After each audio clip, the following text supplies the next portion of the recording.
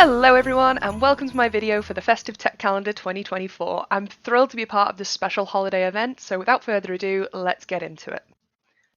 Now, I want you all to imagine a future where the majority of children are suffering from chronic diseases before they can reach adulthood. This isn't the plot for the next dystopian trilogy to hit the bookshelves, it's an ever-evolving reality we're rapidly heading towards. Childhood obesity and chronic diseases are soaring at an alarming rate, threatening the health and well-being of the youngest generation.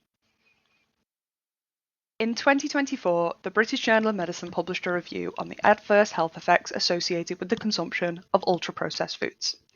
I've highlighted a figure from this paper which shows conditions which were deemed to have suggestive evidence for links to consumption of ultra-processed foods, such as increased mortality overall, adverse sleep-related outcomes, anxiety, increased mental health disorders, negative respiratory conditions such as wheezing, negative cardiovascular conditions such as hypertension, and increased obesity and overweight-related ailments, including type 2 diabetes. And this diagram was published by gov.uk in 2017 and shows that 28% of children between the ages of 2 and 15 were overweight or obese. It is thought that these numbers have increased since the impacts of the pandemic also. Now, I don't want to bore you with stats and figures, but I did want to highlight that this is a problem and we're only just scratching the surface of the impacts of it. Now for the uplifting part. There's hope.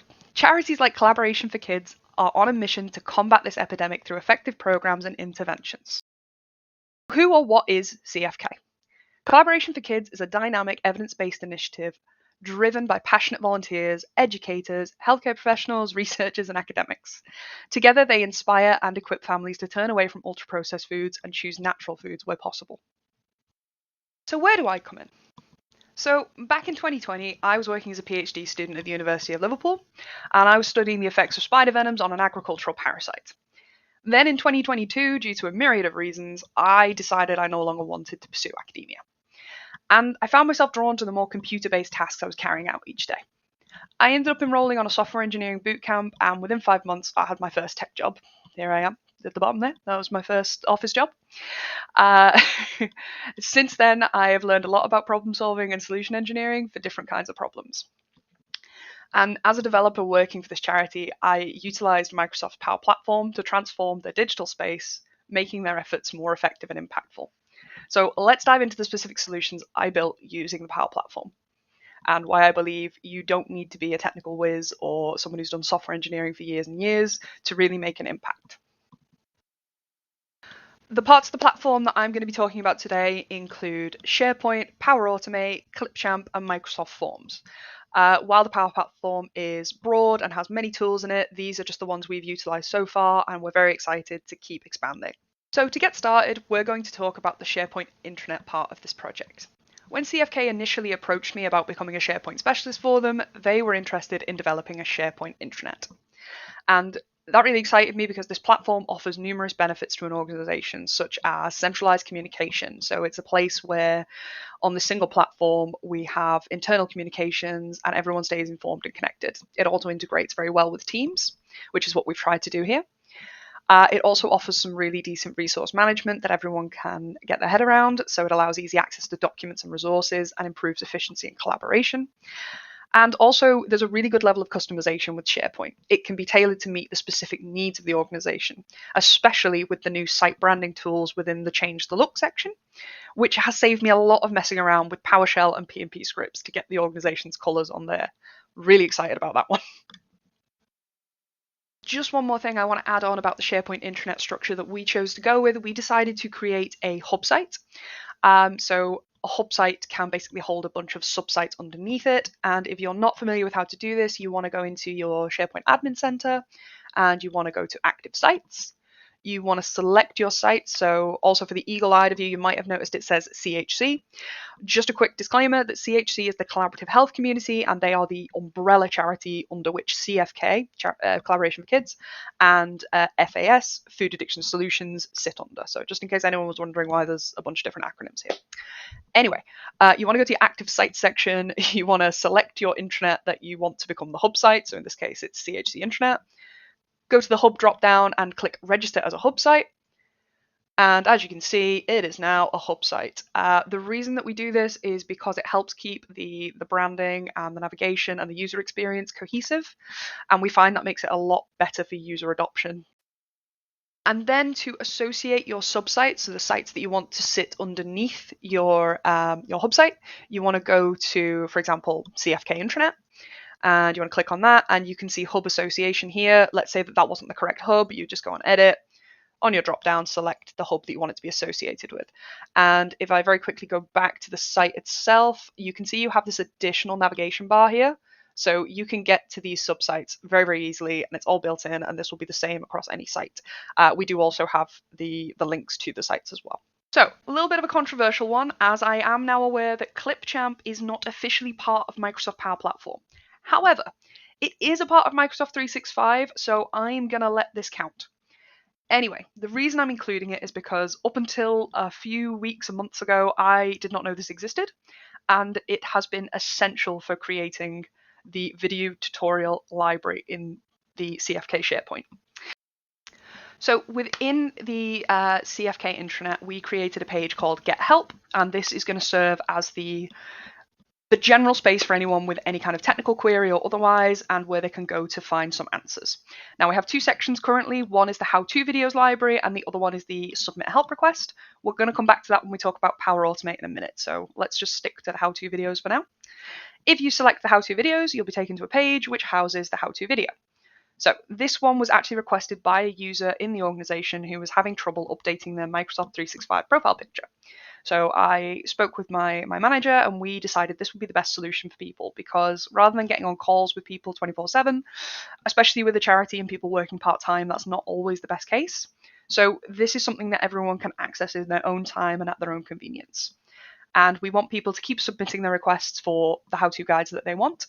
And I created this using Clipchamp in probably 20 minutes, considering I'd never used it before, so it's very easy to pick up and play.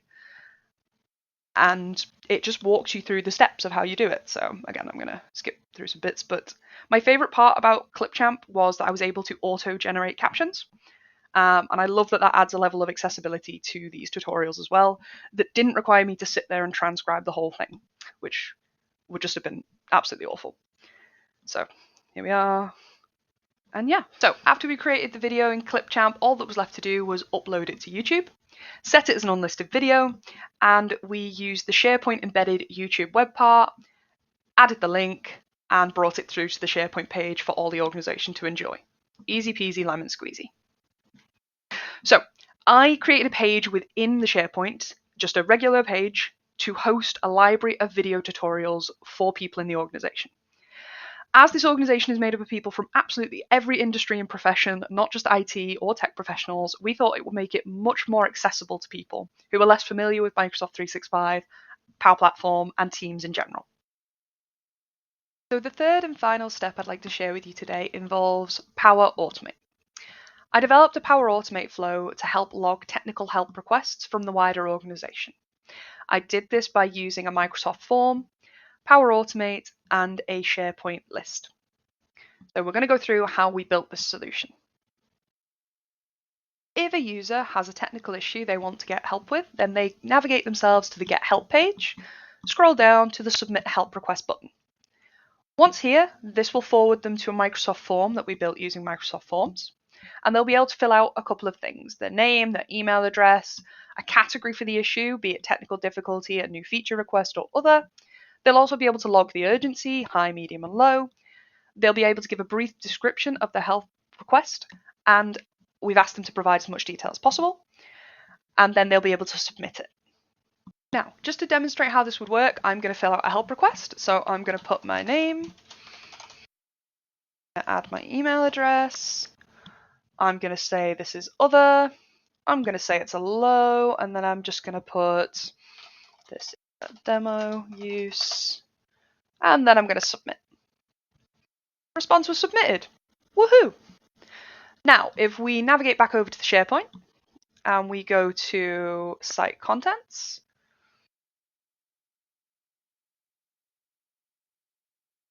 then we're going to go to the IT help requests list. And you're going to be able to see here is the request I just submitted. Now, let's go through how we built this solution and why it's going to be really useful moving forward.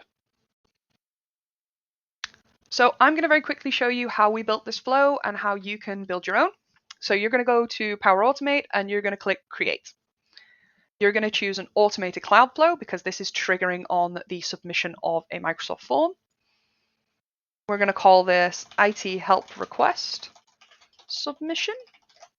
And we're going to select when a new response is submitted.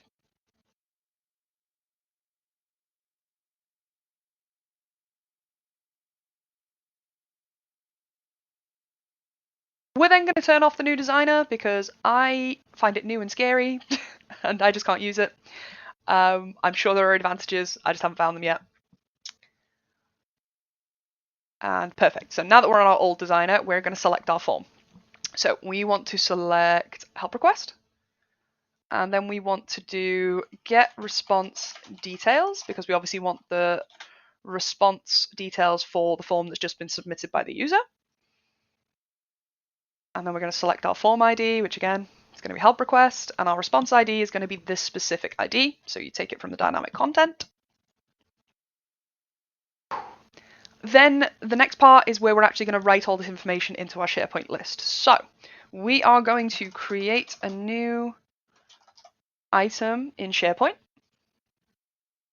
And you already have to have this list set up for this to work. So you'd have to go and build your list and then add your columns. So I've created a column for each question effectively. And then our site address is going to be chc intranet. There we go. And then our list name is going to be the help requests. Perfect. Okay. And now it should drop down all of our columns. Perfect. So these were the columns that were created in the list. And now we just need to tell SharePoint, tell Power Automate we want to write certain bits of information into certain columns. So title is going to remain blank. And this is going to be enter custom value. And here we go. So you can see we've got get response details. Perfect. So we now need to find request category value. So that should be here we go. Is this issue regarding a technical difficulty or feature? I perhaps should have named that better, but it's the response to that. Then we do submitted by, and I think the most useful piece of information here is going to be the email address. And then the urgency value, again, you're going to go into custom values, and we're going to go urgency. The description of the issue, which is going to be a multi-line text field, is going to be, can you briefly describe the help request? The status value is the only one that is not being written by the form. So this you want to automatically set to open because this is later down the line, you're going to be able to look at your open and close tickets and do some cool stuff with that if you want to. But we're going to set that to open because obviously it's just been opened. And then resolved by is going to be filled in later by whoever resolves the issue. And has a resolution email been sent? We're going to default that to no. Again, this can be reset later when when a user has submitted a response and it's been resolved. Perfect. And now one more step we're going to add is we're going to send an email. So this email is going to tell the person in charge of the IT help help inbox that there's been a new request and that they should maybe have a look at it. So we're going to go email. We're going to send an email. So we're going to specify our email. So for right this second, I'm going to send it to me. There are 3 of us who work in the IT side, so it could go to any of us or all of us. You can send it to multiple people. I'm just going to send it to me to make my life easier right now. And the subject is going to be, there is a new IT help request. And again, you can make this email as fancy or as long as you want, but I'm just going to put it as, there is a new request in the IT help request list. And then we're going to put a link to it. So link to submission so that I can open that email and just deal with it really quick. So we type link and we get a link to item. Again, this could be a much better email, but for the sake of the demo, this is what we're getting. And then we're going to save it. Perfect. So what this does then is every time a request is submitted, a response is submitted into Microsoft Forms, This is going to get logged into our SharePoint list, which is here. And we're going to be able to see the urgency, we're going to be able to see who submitted it, we're going to be able to see a description, and we're going to see the status. So we can also change the status to closed if we have closed it or resolved, and we can also say who has resolved it. So we could put me in there, for example, and then we could tick it yes. So one of the reasons why I think this is really, really interesting, even though it's really simple, is because as these requests grow and as we start to implement the SharePoint intranet more, this is going to show us the type of incidents, the type of issues, how long it takes us to resolve, and it's really going to help us identify any recurring problems and improve users' experience and the intranet's functionality over time. So I think this concept, even though it's simple, is a really good one to include if you can. And obviously it's really helpful for the people who are having issues. I hope by sharing this very simple Power Automate example, I can show you all that Power Automate doesn't need to be overcomplicated to serve value. This is something that will be very useful to CFK as the organization grows and as we continue to implement more of the Power Platform. I hope you'll indulge me in a few more moments as I go over the key takeaways from this talk. First and foremost, Power Platform and its unbridled variety. Power Platform has unlimited potential. It offers a wide variety of tools and solutions, enabling you to tackle almost any challenge, from creating custom apps with Power Apps, automating workflows with Power Automate, analyzing data with Power BI, to building chatbots with Copilot. The possibilities really are endless, and it's this amazing technology built around this amazing community. And I'm so happy I found it, and I'm so happy that I get to work with it every day. This platform empowers you to innovate and make significant impact, be that in your personal life, in your organization, or in the non-profits we can choose to support. And it really doesn't have a limitation based on your technical background. Coming from someone who only came into this a few years ago, I really have found that the community are incredibly supportive. There is so much information out there, and I'm still learning things every single day, and I'm just really thankful for that. And I really think this emphasizes the versatility and potential of the Power Platform in driving meaningful solutions. And then lastly, tech for good. Anyone can help. I really want to hammer home the message that it doesn't matter what your skills are. It doesn't matter what imposter syndrome you have. You can make a difference in any organization that you choose. If there is something close to your heart, if there is a charity that you want to support, please do reach out and tell them what your skills are. Maybe you're a really incredible designer. Maybe you dabble in website design. Maybe you can help them bake for charity sales. Whatever your skill is, there is room to make a difference and room to really make things better. And finally, I just want to wish everyone a happy holidays. Stay safe, enjoy it, and keep innovating.